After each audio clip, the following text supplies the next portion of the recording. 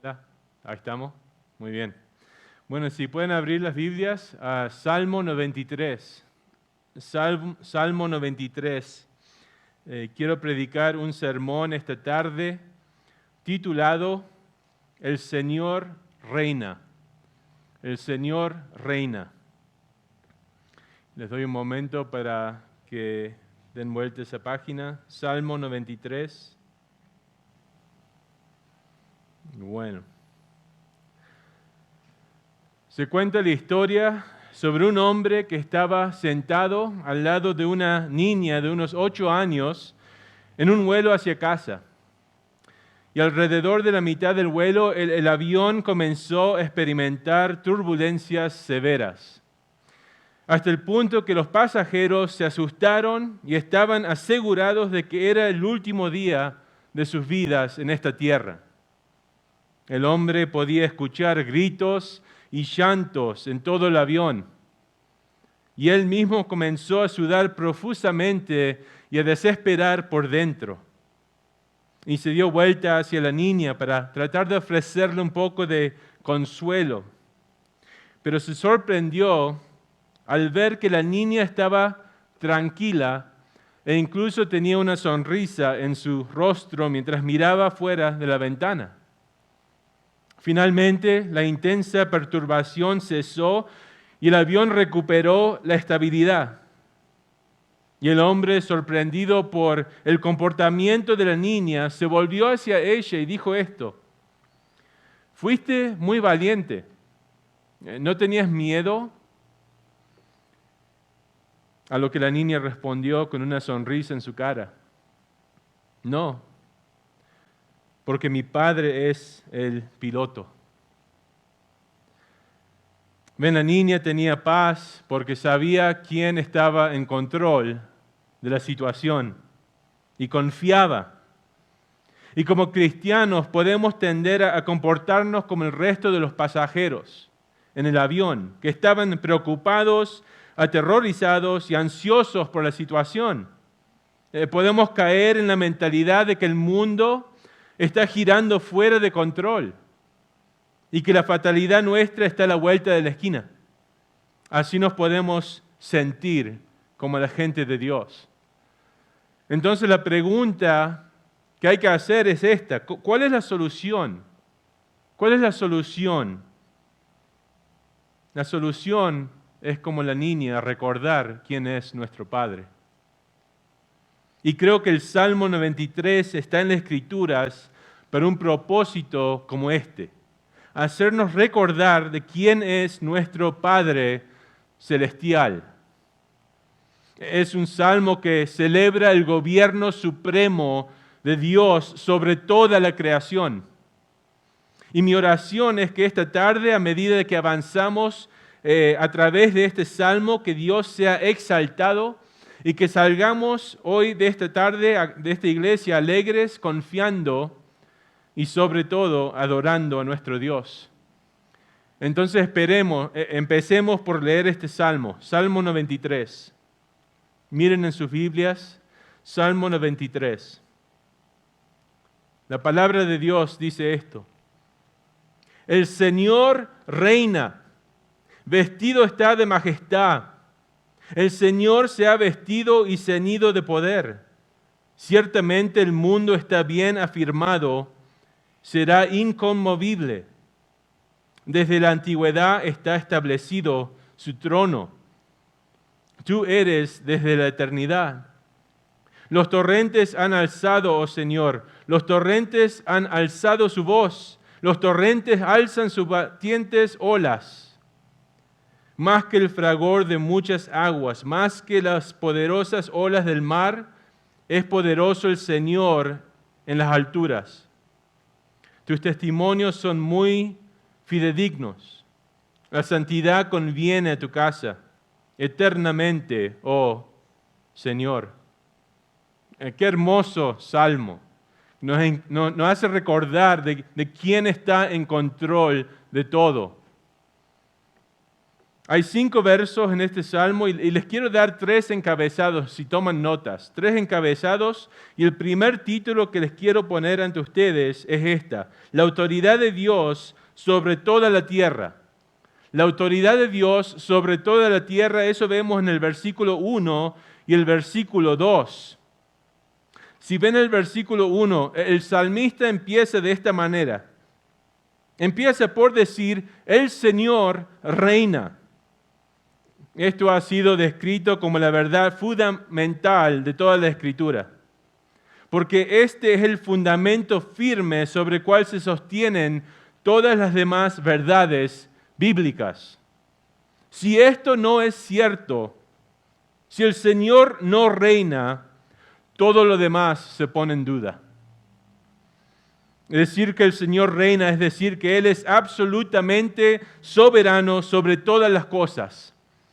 Es decir, que Él es rey sobre toda la creación y que Él ejerce su suprema autoridad en todo momento. Nota el tiempo presente de este verbo. El Señor reina. Ahora mismo reina. No que va a reinar o que reinó en el pasado, pero el Señor reina en este momento. Dios es rey. Y Él no obtiene ni comparte su autoridad con nadie. Ahora, en los Estados Unidos estamos acostumbrados a una democracia donde la población elige a funcionarios, a gobernantes, gobernadores que los representen. Pero en Israel, en este tiempo en el cual escribe el salmista, esto habría sido un concepto inexistente. Porque en una nación el rey tenía poder supremo y la gente no tenía ninguno. Y es en este trasfondo que el salmista declara: el Señor reina. Y este es un tema común en los salmos, es un tema común en la Biblia.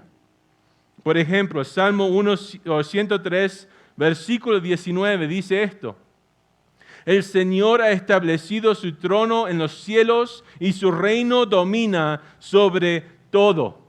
No hay nada ni nadie fuera de la jurisdicción de Dios. Daniel 4:35 dice esto: todos los habitantes de la tierra son considerados como nada, mas Él actúa en conforme a su voluntad en el ejército de los cielos y entre los habitantes de la tierra, y nadie puede detener su mano ni decirle: ¿qué has hecho? Se ha dicho que el atributo favorito de Dios es la soberanía de Dios. Porque esta verdad bíblica enfatiza que Dios es Dios en realidad y no solo en nombre. Es un Dios que no es absolutamente supremo, soberano no es Dios en absoluto. Y si Dios no es soberano y Él no es Dios, entonces su palabra, en cual basamos nuestras vidas, en cual ponemos toda nuestra esperanza y nuestra fe, no tiene autoridad. Es por eso que así está afirmado aquí con fuerza que el Señor reina. Y es por eso que si esta afirmación no fuera cierta, entonces toda otra verdad se pone en duda. Pero sí estamos seguros que Dios reina, que es soberano. Salmo 1:15, versículo 3 dice esto: nuestro Dios está en los cielos y Él hace lo que le place. Él hace lo que quiere, porque es Dios. Todas las cosas están en sus garras. Y tiene el mundo entero en sus manos. Es más, tiene el universo entero en sus manos. Y está íntimamente familiarizado con toda su creación. En el nivel macro y en el nivel micro. En lo grande y en lo chico, Dios está totalmente involucrado. Y hacemos esta pregunta: ¿qué tal soberano es Dios? Les quiero dar unos ejemplos que nos da la Biblia. Número 1, la Biblia dice que Dios establece los gobiernos mundiales y los derriba. Daniel 2:21 dice, Él quita a reyes y pone a reyes. Podríamos decir, Él quita presidentes y pone presidentes. Toda persona que esté en poder en el mundo está ahí porque Dios dejó que estén en poder, sea bueno o malo. Romanos 13:1 dice, no hay autoridades sino de Dios y las que existen son establecidas por Dios. Es por eso que cuando Jesús le estaba hablando a Pilato, ¿así se dice en español? ¿Piloto? Pilato. Le estaba hablando a Pilato. Pilato le dijo a Jesús, ¿no sabes que yo tengo autoridad para matarte, para crucificarte o para dejarte ir?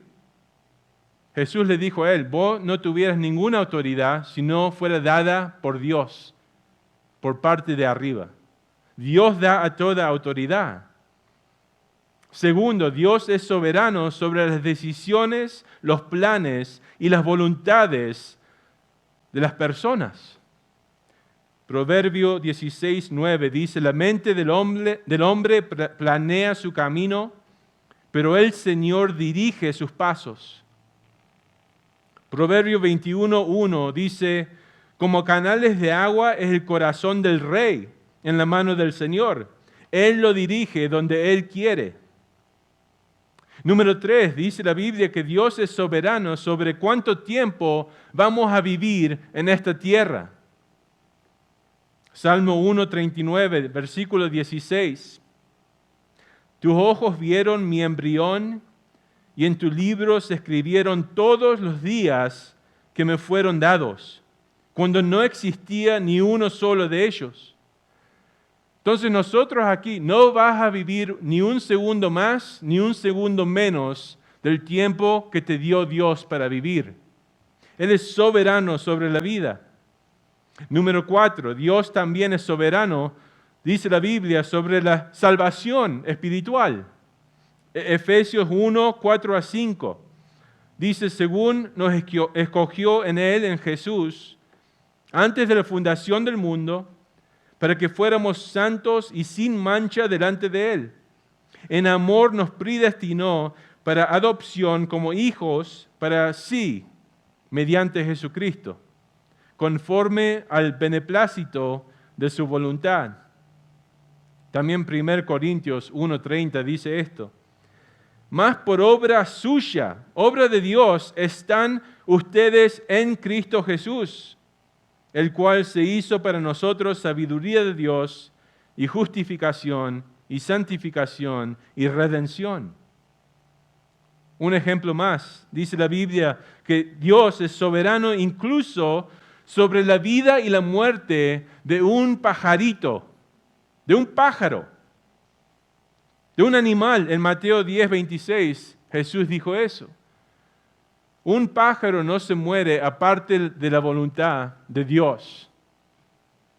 Y es porque en Efesios 1:11 dice que Dios hace todas las cosas según el consejo de su voluntad. El Señor reina. El salmista continúa en versículo 1. Miren lo que dice. Dice, el Señor reina y está revestido de majestad. La palabra majestad significa grandeza, exaltación. La ropa con la cual uno se viste revela algo sobre el carácter de esa persona, como rango o estado de poder. Es por eso que los reyes se pondrían túnicas reales que comunicarían su majestad. Pues en un grado mucho más alto, aquí se dice que Dios no solo usa ropa que comunica majestad, sino que está vestido con la majestad propia. Él se viste con majestad. De hecho, la majestad es uno de los atributos de Dios. Él es majestuoso, es exaltado, sentado en lo alto de toda su creación. Los reyes terrenales solo han tenido majestad temporal y limitada. Pero Dios es majestuoso hasta el punto en que la palabra majestad se usa como un sinónimo de su nombre.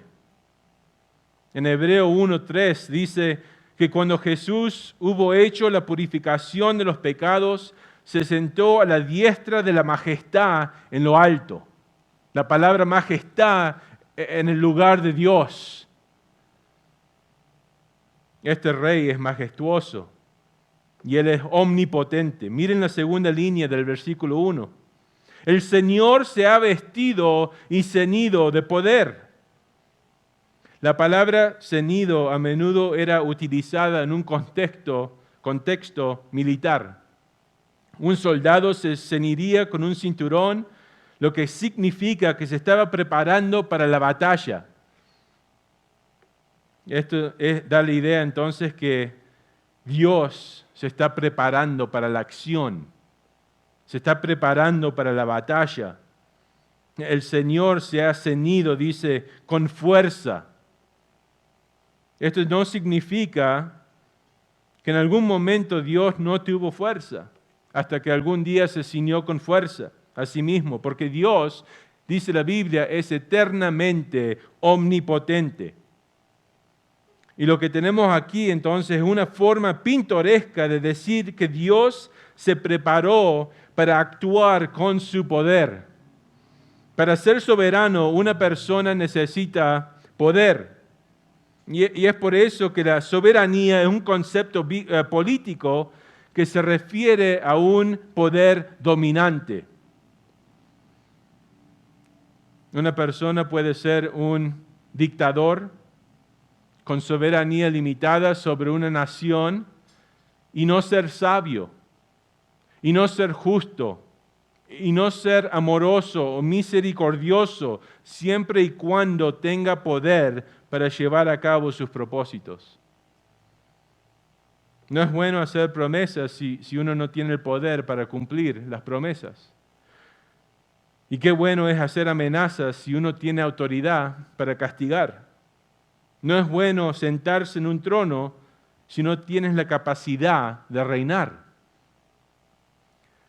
Entonces es por eso que la Biblia dice que la soberanía y la omnipotencia de Dios van de la mano. El Dios que se sienta en el trono tiene toda autoridad y Él es todopoderoso. Y note que Él es la fuente del poder. Dice, Él se ciñe a sí mismo con poder. Nadie le ha dado poder a Dios. Nadie jamás le ha dado autoridad a Dios. La omnipotencia, como la majestad, es uno de los atributos de Dios. La omnipotencia significa que Dios tiene todo poder.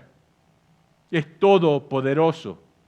En Salmo 62:11 dice que de Dios es el poder. Él es el almacén del poder. Es ¿cómo se dice fount en español? La fuente del poder. Estoy aprendiendo todavía. Me olvido de unas palabras.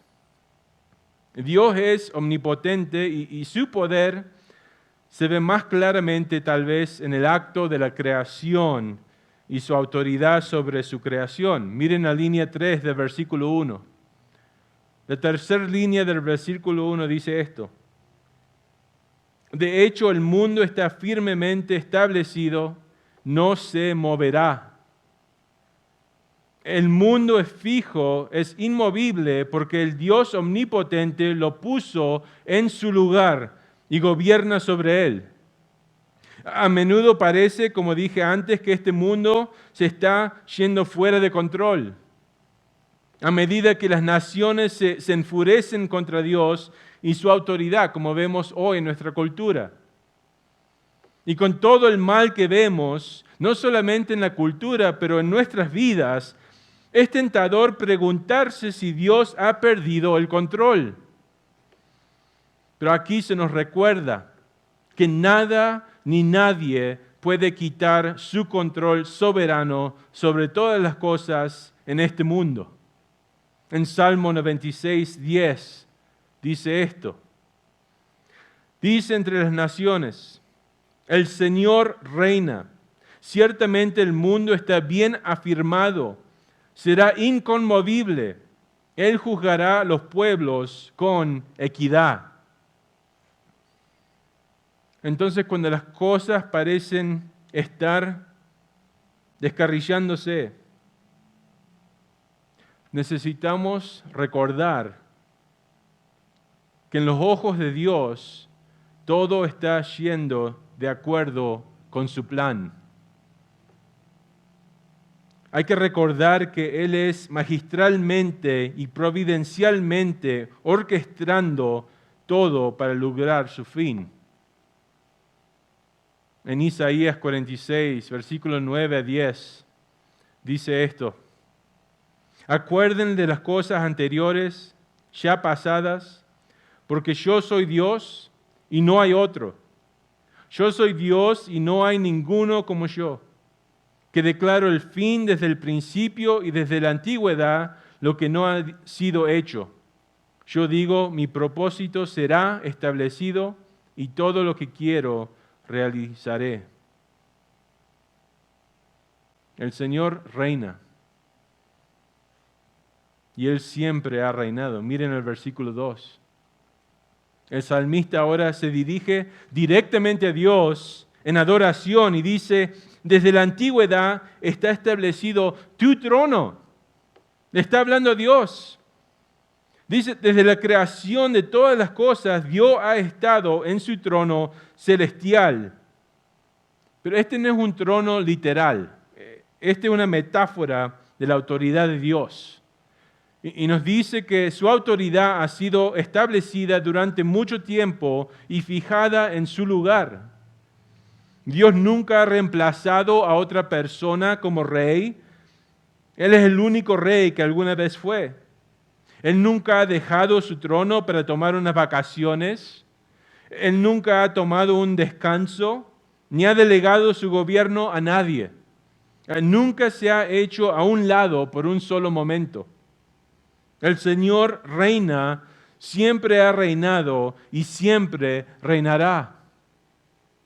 Miren la línea 2 de versículo 2. Dice, tú eres desde la eternidad. Tú eres desde la eternidad. El Señor siempre reinará porque Él es eterno.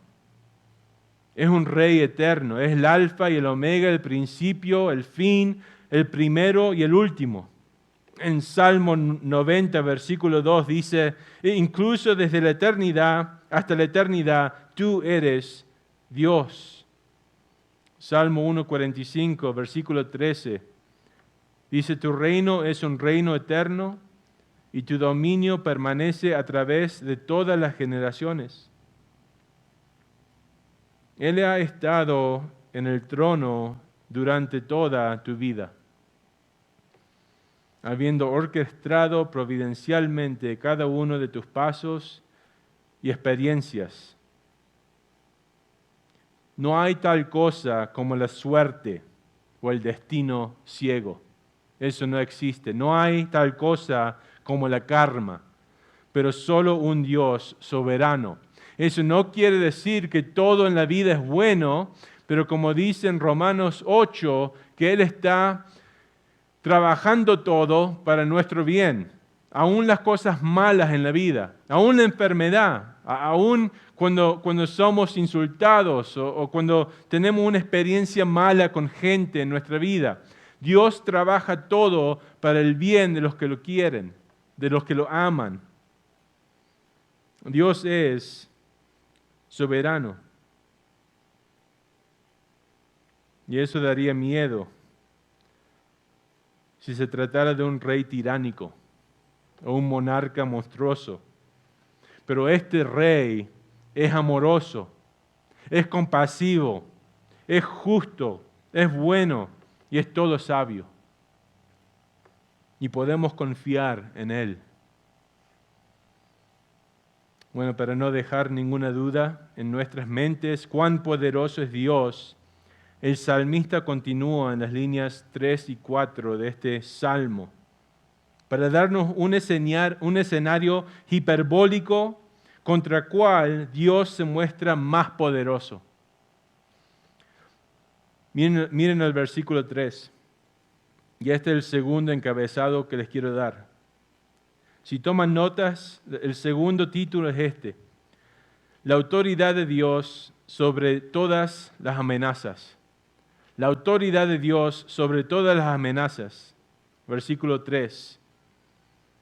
Los torrentes han alzado, oh Señor, los torrentes han alzado su voz, los torrentes alzan sus batientes olas.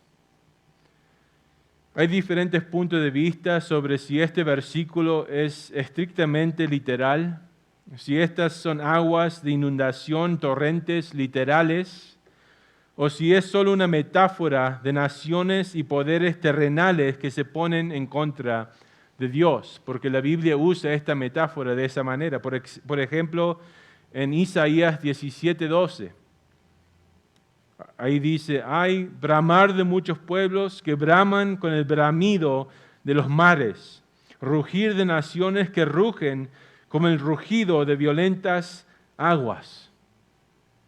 Entonces podríamos decir que son ambas cosas, que el salmista tiene en mente aguas literales y también naciones en contra de Dios. La triple repetición es tanto para el énfasis, intensidad creciente en el Salmo.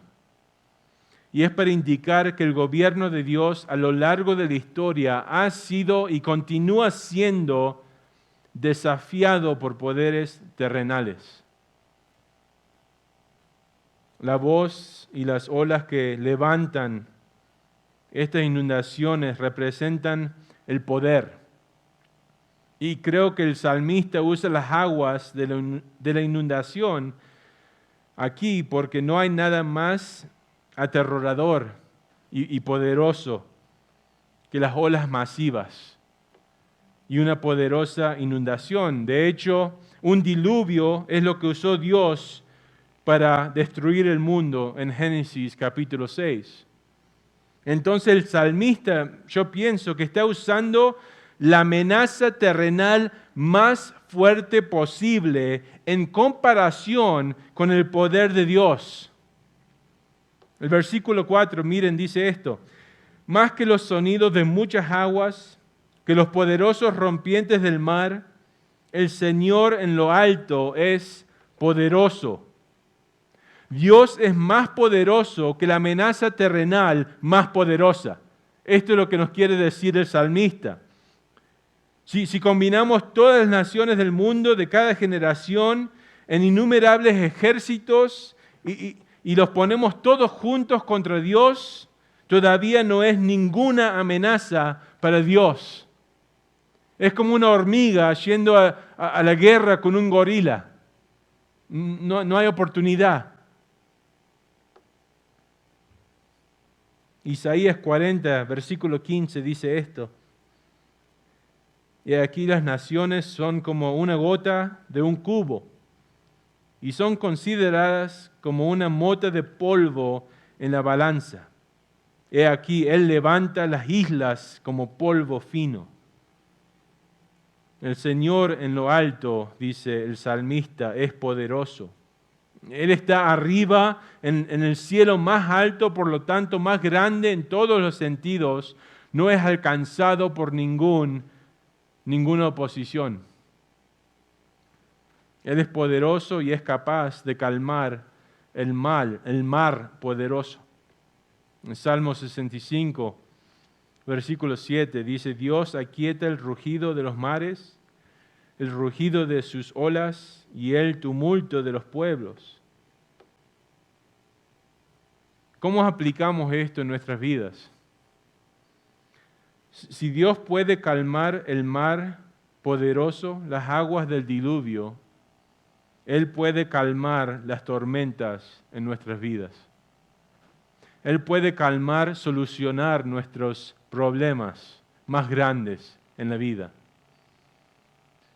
Pero es como dice ese dicho: a veces Dios calma la tormenta y otras veces calma a su niño o su niña en el medio de la tormenta. Y yo pienso que la mayoría de las veces Dios da la fortaleza para soportar nuestros problemas, la fuerza para resistir, más que deshacerse del problema. Y eso es suficiente, porque Dios usa nuestros problemas para hacernos más cerca a la imagen de su Hijo Jesucristo, quien sufrió antes de nosotros, quien fue a la cruz, el único que nunca mereció ser crucificado, el único santo, el único bueno que existió en este mundo. Dios usa nuestro sufrimiento para hacernos más como Jesucristo. Y eso es la meta de Dios en la vida de sus hijos, conformarnos a la imagen de Jesús. Entonces, habiendo establecido la autoridad absoluta de Dios sobre todas las cosas, el salmista concluye en el versículo 5 declarando que la palabra de Dios es confiable y cuál debe ser la respuesta de su pueblo, de la gente de Dios. ¿Cómo respondemos a este Dios soberano? Miren la línea 1 del tercer y final encabezado, en versículo 5. El tercer título que les quiero dar es este: la palabra autoritativa de Dios. La palabra autoritativa de Dios. Versículo 5 dice: tus testimonios son muy fidedignos o confirmados, se puede ser. Están plenamente confirmados. El gobierno supremo y la autoridad de Dios están establecidos, y también su palabra. También su palabra. A eso se refiere la palabra testimonios. Los testimonios de Dios. Y noten el plural de la palabra, testimonios. Y eso indica que la totalidad de su palabra está confirmada. No solamente partes de sus palabras, no solamente algunas promesas, pero toda la palabra de Dios está confirmada. La palabra confirmada es la palabra hebrea amén. Amén. Y significa que es una palabra confiable y que se ha demostrado que es firme. Subraya la veracidad de los testimonios. Entonces, cuando Jesús dijo cosas como verdaderamente te digo, en el griego es amén, amén. Esto es cierto. Y en Mateo 24:35 Jesús dijo: el cielo y la tierra pasarán, pero mis palabras no pasarán. El cielo y la tierra van a pasar antes que la palabra de Dios pase. Salmo 19:7. La ley del Señor es perfecta, restaurando el alma. El testimonio del Señor es seguro, haciendo sabios a los sencillos. Podemos confiar en la palabra de Dios.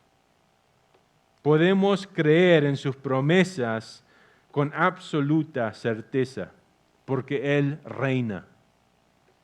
Y Él tiene el poder, la autoridad para cumplir su palabra, y la va a cumplir, la cumplirá. Es por eso que nuestra esperanza es una esperanza segura. A veces cuando la gente dice la palabra esperanza es como una estadística. 70% quizás se hace, se realiza, 30% no.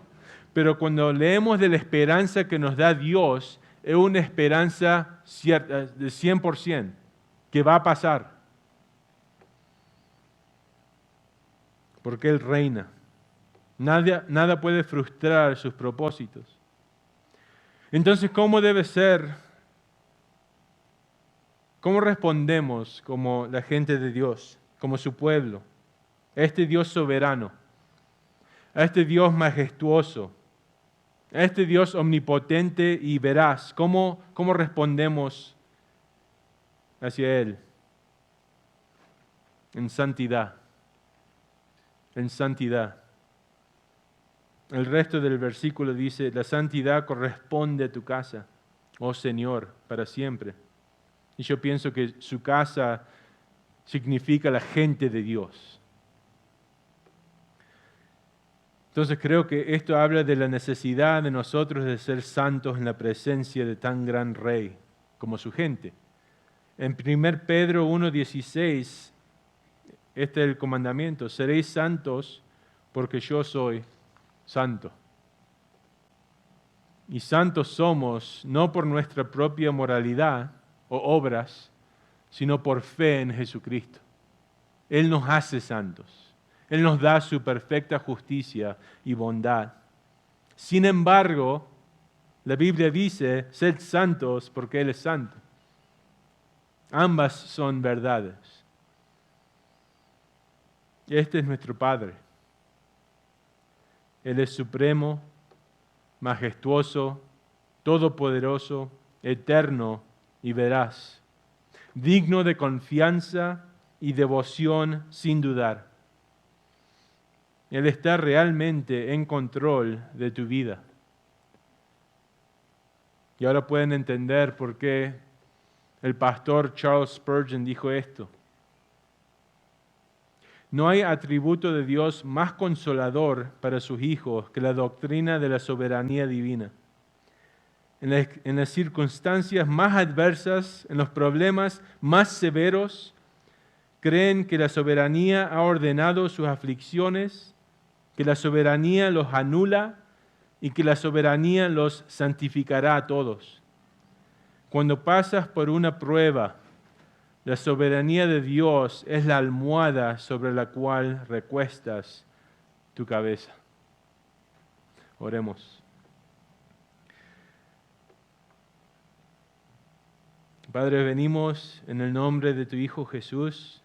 Te doy gracias por ayudarme a predicar este salmo, tu palabra. Espero que lo uses en la vida de la gente para que confiemos más en vos, para que tengamos más fuerza para soportar los problemas de esta vida, siempre recordando que estás en el trono y que siempre reinarás. Te pedimos todo esto en el nombre de tu Hijo Jesús. Amén.